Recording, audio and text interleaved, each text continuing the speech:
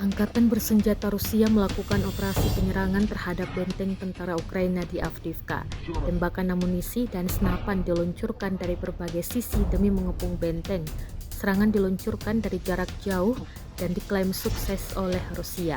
Rekamannya beredar di Telegram pada Rabu 26 Juni 2024. Dalam keterangan unggahan disebutkan inilah cuplikan operasi penyerangan di arah Avdiivka.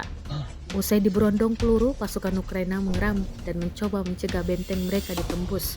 Namun sekali lagi, serangan amunisi Rusia diklaim sukses melumpuhkan pertahanan militer Ukraina ini. Rekamannya pun menuai berbagai komentar dari warganet.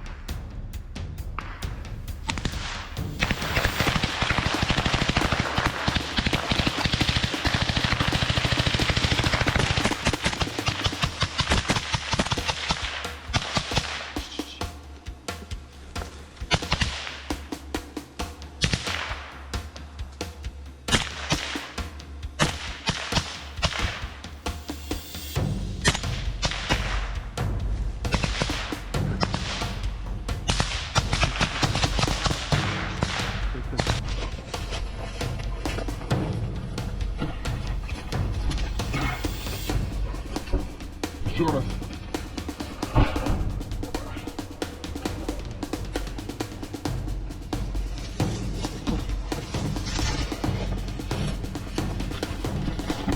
Конечно, память, ебать. Пропада. Блять.